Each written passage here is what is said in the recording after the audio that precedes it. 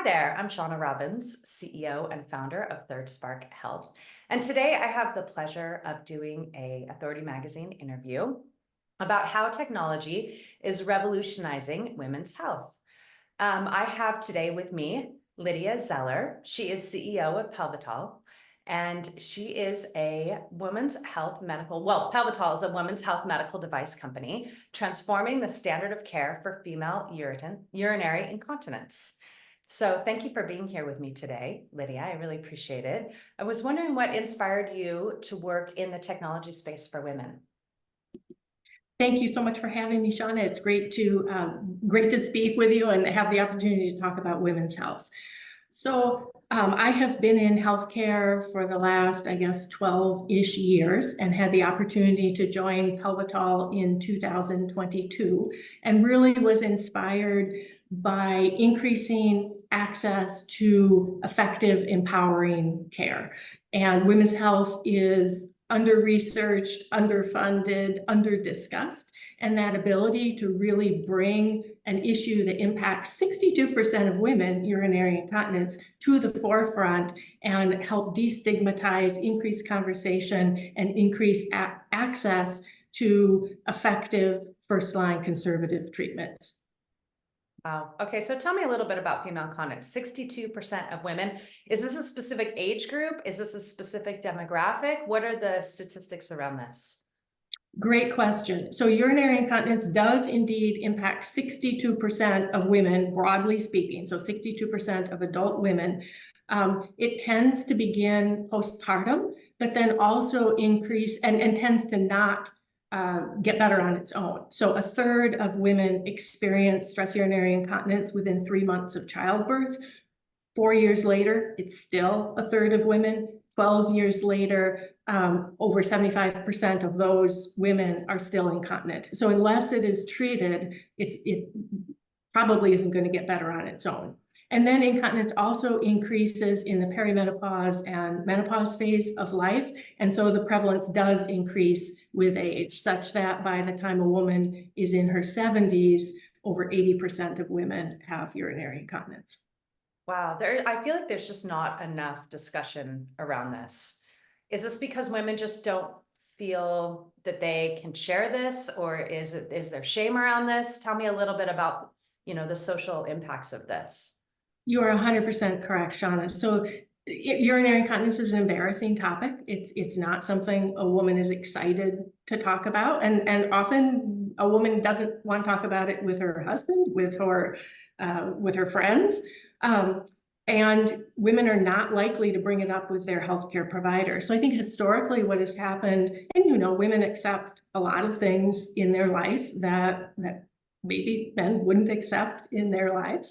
And women have been taught to believe that this is just part of being a mom or part of being getting older, so that it is normal and you just have to suffer with it. But what we try to say is this is very, very common, but it is not normal, and you do not have to suffer with it. I think so you have an acceptance due to the fact that you think it's normal. This is highly stigmatized. So women, studies have shown that women, there's the same level of shame and embarrassment that there is around sexual abuse. And obviously no woman should feel ashamed if she has been sexually abused. And women should also not feel ashamed if she has urinary incontinence, but there is that stigmatization around it.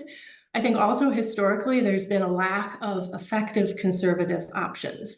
Women think their options are you wear pads or you have surgery. Flight is changing that with a first-line conservative treatment option that delivers outcomes comparable to surgery in a convenient in-home treatment that can be prescribed by your clinician. But that's a newer option, and that's changing the landscape. And our goal is to have this change the entire perception around urinary incontinence. Okay, so tell me a little bit about the product. You just sort of touched on it. I want to learn more about, you say you do it at home. Is it strengthening the pelvic floor muscles? Does it affect the bladder? Tell me the ins and outs of it. Yeah, absolutely. So the product is called Flyte, F-L-Y-T-E. It is an FDA-cleared device for the treatment of stress urinary incontinence. Stress urinary incontinence is the type of bladder leaks that happens. It's the most common type, and it happens when you increase your abdominal pressure. So coughing, laughing, sneezing, jumping, running, sometimes just standing up. This is an intravaginal device, and it is the first and only product to use a treatment modality called mechanotherapy. It's essentially mechanical stimulation. So this is not a Kegel trainer, a biofeedback device. It's not electrical stimulation, but it is inserted into the vagina, similar to inserting a tampon. You turn it on, and it will guide you through active contractions and relaxations while delivering the mechanotherapy treatment. This is not painful. There are very, very few contraindications. The standard treatment time is 5 minutes a day for 6 weeks in the privacy of your home. And with that, in 2 published studies, we have both continence rates and then durability of treatment effect, meaning you remain continent, that are very comparable to surgery. Wow. I mean, that's a game changer for women. It's a game changer for both clinicians and women. Okay, The device is FDA cleared for over-the-counter, so women are able to purchase it without a prescription, but the majority of our focus is, we believe women should not have to pay out of pocket to treat their incontinence. So the majority of our units are done with physician prescription and filed through insurance.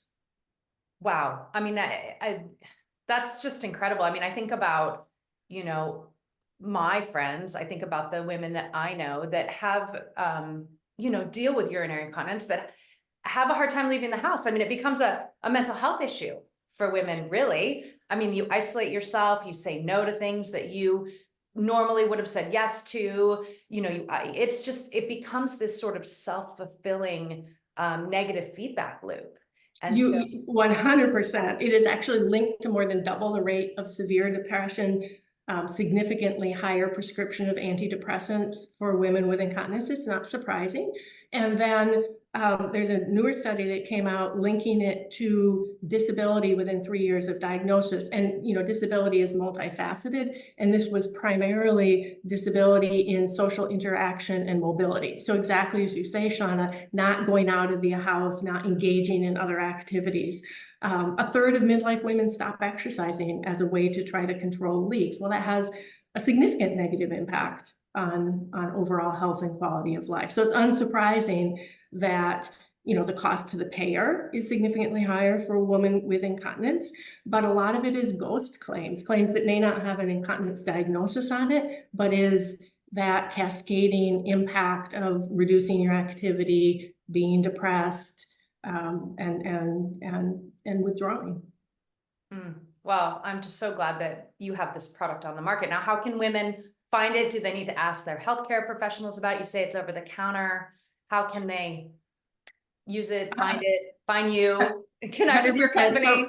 So women can go to our website. It's flytetherapy.com, FLYTE therapy.com. A big part of our mission is education. So we have doctors of physical therapy specializing in pelvic floor on staff. So any woman can call our customer support and they will speak with a pelvic health doctor of physical therapy about, is flight right for me? They can ask questions about insurance.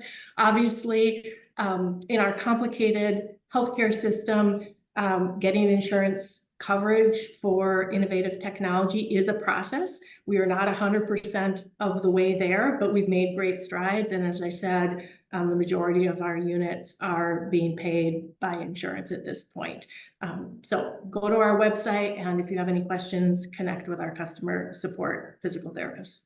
Amazing. Okay. And I'll put that in the notes too at the bottom, and certainly they can read about this in your article. So sidebar, talk to me a little bit about femtech in general, women using technology. I mean, there's so many technological advancements that I see that are coming in the female space that are going to be able to help women better take care of their bodies. How did you get involved in this, and what do you see going forward for women in the space of technology? Great question. Yeah. So what I get excited about in healthcare is increasing access and increasing convenience for and empowering people in their own care. So when appropriate, bringing care into the home, and doing it in an empowering way. So that's what gets me excited. And I think what technology does at its best is increase that access to care, enable clinicians to work at the top of their licensure by seeing the patients that absolutely need a hands-on treatment. Some patients will need surgery, but the vast majority don't.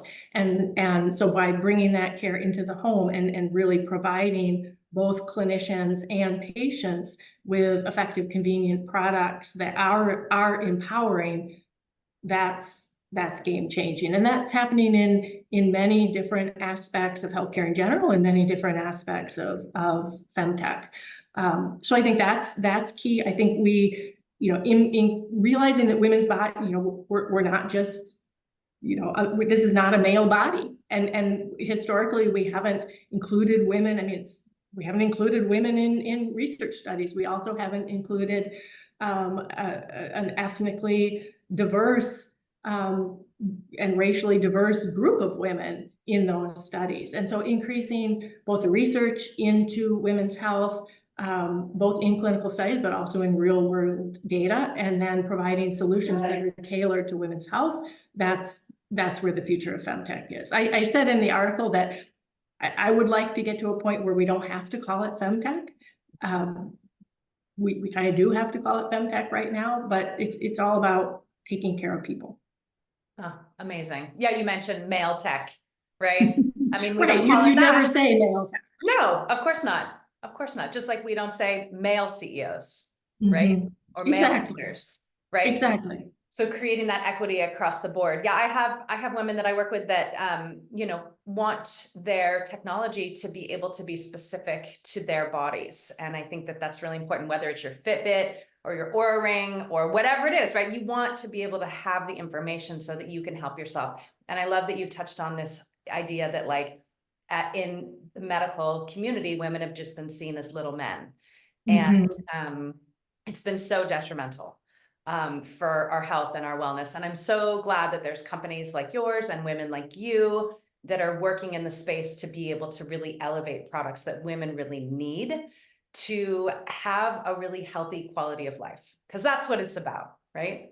It is. It is about holistically a good quality of life that leads to better, what we think of traditional health, right? I always talk about there's quality of life, there's your actual physical health, and there's the cost of your care, and it's all intertwined.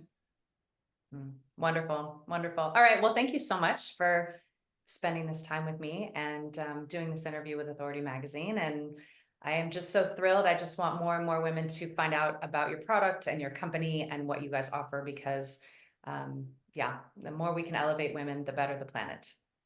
Absolutely. Thank you so much for the platform, Shawna. It's wonderful to have the opportunity. Thanks, Lydia. Thank you.